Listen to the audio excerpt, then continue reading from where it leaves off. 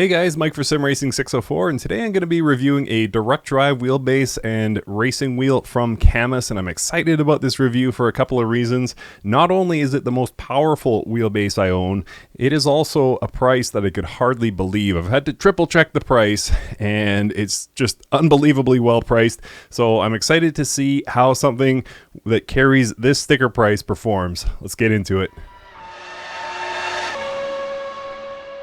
Alright, so as mentioned, this is going to be my review of the Cammus system. So it's not currently in this box, it's in another box just off camera, but I do have the 15 Newton meter direct drive wheelbase, obviously PC only, and the price currently on their website is listed as $500. Now, if you compare that to other offerings in the direct drive sim racing space, that doesn't even make sense. Or you can add the wheel on, you can get a steering wheel with it and button box for $700. So if you've been direct drive shopping, you know that price doesn't even make sense. So is there something that's not included here? I've seen other reviews. Generally, the Cammus systems get favorable reviews. So I'm curious, you know, does the force feedback to me feel not as good? Is the supporting software not as good? Or is this just a fantastic deal and kind of setting a new trend in sim racing? We'll see. So to start off with, I'm going to get the three components. This is the button box. I have the wheel and the wheelbase off camera. I'm going to get them unboxed. I'll sit them on the desk, give my first impressions. I'll get it built and then, of course, mounted and tested. And then I'll give my final thoughts. And thank you to Cammus for sending me this for review. I'm excited. This is a smoking deal, and I hope it works out, so let's get into it. Okay, guys, so let's talk about what was in the boxes, and we'll start off with the steering wheel. So, I keep expecting to find shortcomings, but it's not this.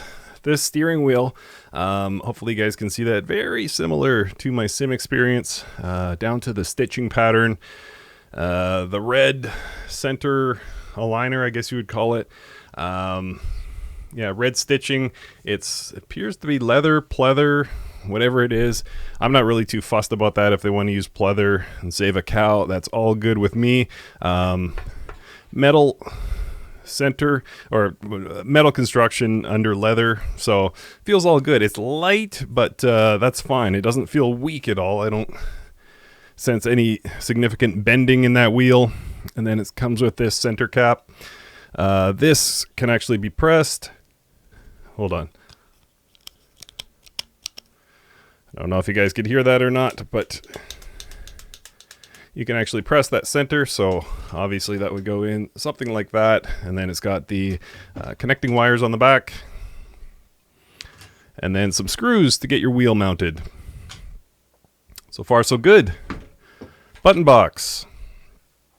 Pretty plain Jane. It's got like a fake carbon fiber front, I believe, although real carbon fiber shifters uses magnetic shifters, which is good. Decent action on them, not as crisp as my Moza, but that's fine. Then it's got switches. This one up, center, down, latching. This one is a non-latching, just up and down temporary. And then it's got these multicolored buttons. Again, not fancy. Couple of rotary dials at the bottom. Clickable. Yep. So, yeah, nothing fancy, but I'm glad to see the magnetic shifters. And, yeah, seems to be delivering what you'd expect. And there's a little connection point at the back there.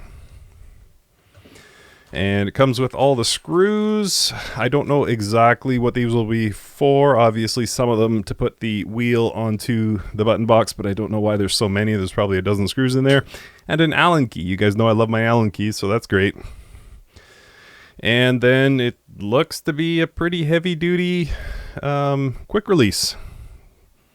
So, again, I keep hoping to, well, not hoping, but I keep expecting to find some major shortcoming that I just haven't stumbled upon quite yet.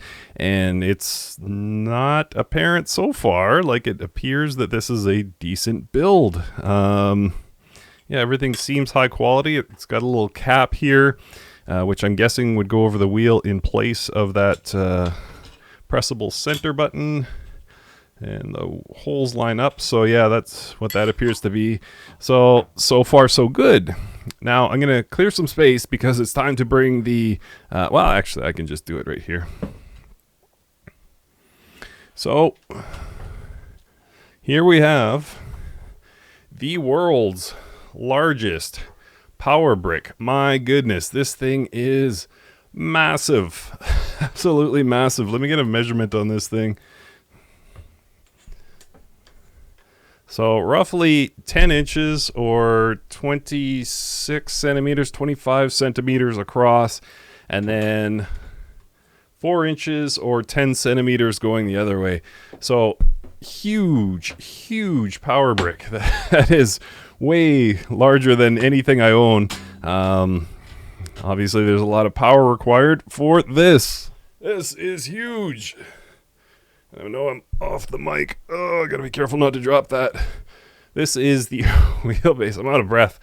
This is the wheelbase, obviously. It's got a huge number of connection ports at the back. Looks like you've got 2 shifters, e-stop, and then pedal, handbrake, shifter 1, and then USB to the computer and power in. So this thing is huge. I don't know what the weight is, but it is a lot. Let me just flip this around here. You can see the front. It's got a number of buttons. What else? Switches. Same sort of configuration. 1 temporary, 1 latching for switches. Dials. You got buttons, and then there should be an on-off. On-off is up there. So yeah, basically everything you'd want. But this thing is huge. Oh my goodness. So happy to put that down. So yeah, 15 Newton meters, yeah, seems possible, very possible in this form factor. So now I'm going to get it all built, and well, I don't know. I guess there's no point to me getting it built onto the wheelbase on my review table, but I'll get the wheelbase mounted onto my rig. I'll get the button box attached to the wheel and get things set up. Alright guys, so my Cammus wheel is all together, and as you can see I got this finishing cap on the front here, and then yeah, got the button box mounted. As you can see, it all went together fairly clean. No real issues to speak of. The bolts actually go through the entire housing from the front all the way through the button box and into the quick release hub. So that's how it all comes together. The colors look kind of gimmicky, but other than that, it's a nice looking wheel. I mean, to get this leather wrapped wheel or pleather, whatever it happens to be, and then the carbon fiber magnetic shifters, which don't necessarily have the best action I've ever felt, but not bad either. And then adjustable, there's actually adjustable distance. You can pull these shifters out slightly. Those are carbon fiber. I believe the front of this button box is no, I believe it's plastic with a carbon fiber sticker on it, but that's fine. So yeah, I mean, for the money, it certainly seems like a nice wheel. Seems really well made. I wouldn't say it's quite on the level of the Moza Racing CS wheel, but still very nice. And yeah, decent action on these rotary dials here.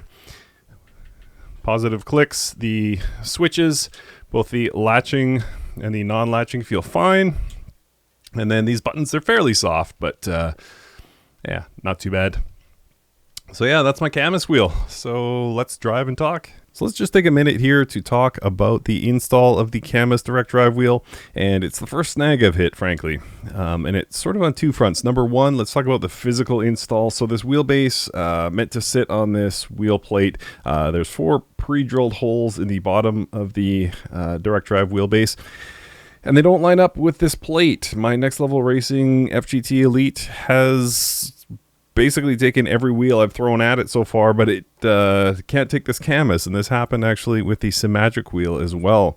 So not so universal holes on the bottom of the Cammus. Well, I don't know if you want to blame Cammus or you want to blame Next Level Racing, but universal, not so universal in this case. And as I say, this happened with my Symagic, so it's not exclusive to Cammus, but it's unfortunate. So I was able to get 2 bolts in the back, but there's nothing up front. So if you happen to exert an upward force, it can move ever so slightly. So is it a deal breaker? No, but it would definitely be nice to have some bolts up front. So just beware that you might want to check the owner's manual for the Cammus to see if it fits your specific wheel plate.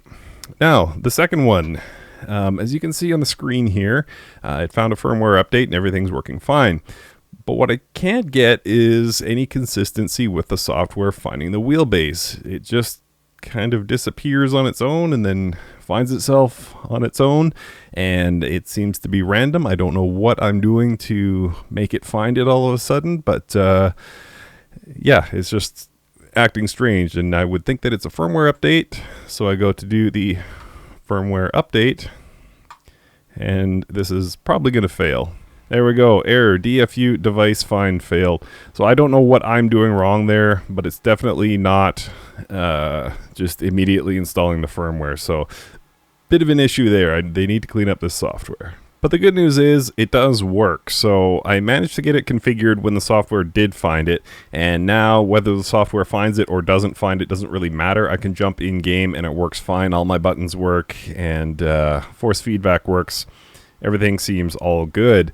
But it's just really weird that the software just randomly loses the wheel. So that's a big issue, and I hope Cammus is able to resolve that. But now it's actually time to do a drive and talk. All right, so here in the pits in Automobilista 2, and everything seems to be working fine. The software is not finding it currently, but I've got force feedback. Buttons work. Let's see here, traction control. Seems to be working. No ABS. So anyway, we're all good here. Shifting into gear. And we'll do a couple laps and I'll talk about the force feedback. We're here at Long Beach, which is certainly among the more bouncy tracks you'll find in sim racing. So I should be able to get a good amount of force feedback. And I have set up a profile for AMS2 in the Cammus software. For the brief time it did work. And basically kept everything the same as my Moza racing wheel in game. And let me tell you about the force feedback. So it happens to be very, very good. I'm surprised. I gotta admit, I thought the motor would be, you know, of such low quality that I'd be really missing something in the force feedback detail, but it actually feels very sharp, very good. It's an extremely precise force feedback feeling.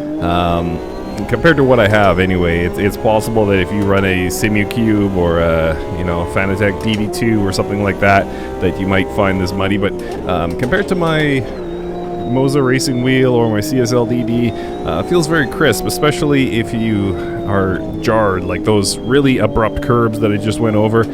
Force feedback detail is very good, and if I happen to go off track and hit a wall, it's very staccato. It just yanks the wheel right out of your hand, and I shouldn't have done that because now my wheel has to be off center the whole time, but regardless, yeah, ripping down the straight here, I can feel all the bumps. It feels really, really nice. And then again, if I go over like a curb like that, well, that one was actually pretty soft, but there's a really high curb coming up here. Whoops. And I can kind of launch the car sideways, and like that. That feels so nicely detailed, as does this curb. And I've totally wrecked this RSR, but hopefully you guys get the point. The wheel is working remarkably well. I have to admit, I thought I would be sort of having to find kind words to say about this, but it actually feels really good. I don't know what I'm missing here compared to my other wheels. It just feels great. I'm impressed. Well done to Cammus. So second test, let's go over to Assetto Corsa Competizione, which is another one of my favorite force feedback feels in sim racing, and see how it stands up to GT3 cars. Okay, so here in Assetto Corsa Competizione, and testing out the Cammus wheel, and it's strange. I can't say I'm as smitten with it as I was in AMS2, so it seems like there's good suspension information past a certain point, but like as far as road feel, there's pretty much nothing. Like when I'm going over a curb, I can feel it,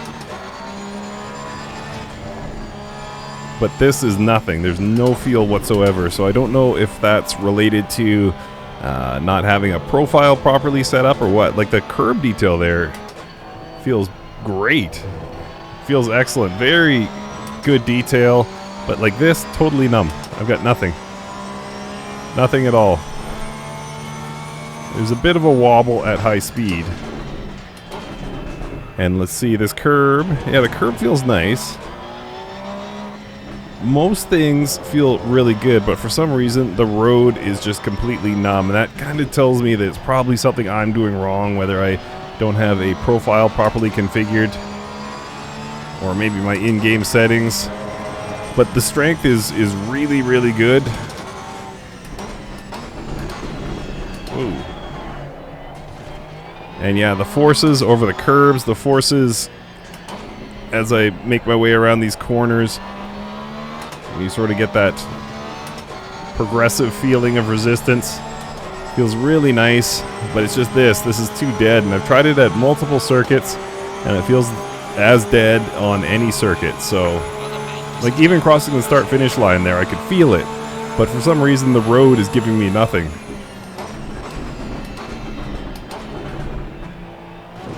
And yeah, that felt really good. So it's like most things, most of the time, feel good.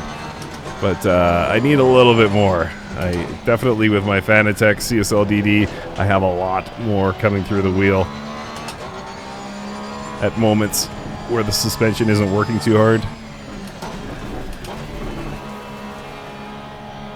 But overall, I mean, it feels good. Could I drive like this? Yeah, absolutely.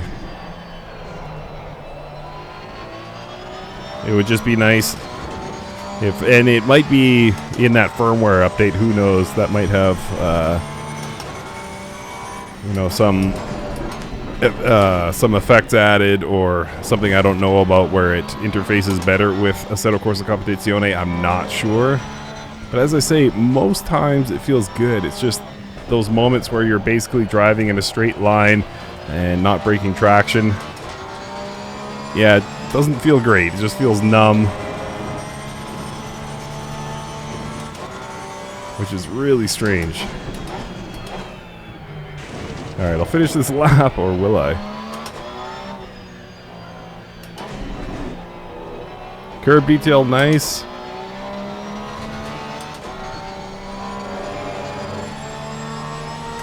And if I break traction, can I feel it? Yep. Yep. So, I don't know how that's light damage. So if I break traction, I can feel it. So let me go around turn 1 and I'll push too hard. This time intentionally.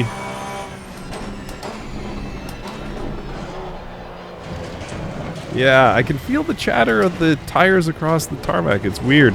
I think it's like I'm not hitting a threshold. So I wonder if I can adjust settings and bring that back. So let me do some tinkering, see if I can get this fixed. So, I had no luck tuning to get any feel when nothing is happening in Assetto Corsa Competizione. I don't know what it is that I'm doing wrong. Could be to do with the firmware, could be a setting, but I figured since the software seems to be recognizing the wheel with some consistency now, I would walk you through that software. So, as you can see, it does register a GT1 wheelbase and GT1 steering wheel, which is what I have. And if we look at parameters, as you can see, you can set the different rotation limits. Right now it's 540, so 1.5 rotations. Go to 360. Whoops, go to 360, and as you can see, the stop is at the bottom. But I'll keep it 540 because that's basically what I do for GT racing. Effects ratio, it's actually percentage, but anyway, for Competizione, I had that down. I was trying to fill in with other effects, but it didn't really work, so I'm going to turn that back up. The one that was working really good, though, is Automobilista 2, so I'll load that one. And as you can see, I've got the power at 100%, effects at 100, natural damper and natural friction at 10, and then the inertia at 35, just kind of as a starting point, and it seemed to work out really well. It's about how I like my force feedback, and as you can see, if we go to test and set, you can see it follows the rotation of the wheel nicely. And no issues there. And the update tab we've already seen. So yeah, it when it works, when it sees the wheel, it works fine. But yeah, that's about as far as I got. So now I'm going to do some testing in Assetto Corsa. So here we are, Assetto Corsa. This is VRC's North America car, the 2021 version. It's an IndyCar, let's be honest, and we're here at Laguna Seca. So I've had some time to practice, I've had some time to kind of get things dialed in, and it is phenomenal. Truly fantastic. This Formula North America, I feel everything. The force feedback, it is strong, it is very sharp. If I go off track and take a curb, for example, the pulling effects are incredible. They feel so good. There's lots of detail in what the suspension is doing. It's telling me everything through the wheel, and I love it. This is on par. I won't say it's the best, but it's on par with the best force feedback I've ever been able to create at home. It feels fantastic. An important caveat here, it does not feel this way for every car. I tried it with a GT3 car and it was not this. It was good, it wasn't rave about it good. But the fact that it is even capable of this, and that probably means it comes down to settings and understanding the wheel a bit more, it tells me a lot, because as I say, I would go to bat for this any day. I think it's fantastic. It's very informative. Again, if I hit a sausage curb, for example, let's do it right here, that jarring feeling, it is so fast, it is very strong, but at the same time, it's so realistic as well. I'm extremely impressed. I did not think I would be this impressed, especially coming out of Competizione, where I just could not get things dialed in for the life of me. So again, I think so much of it comes down to having the right settings, having things dialed in with a particular sim or car. With this Cammus wheel, it's certainly not as plug and play, set it and forget it as I would like. But at the same time, I mean, this session here proves it is capable of greatness. I mean, I feel like the Automobilista 2 was great. It was on par with what I got either out of my Fanatec wheel or my Moza wheel.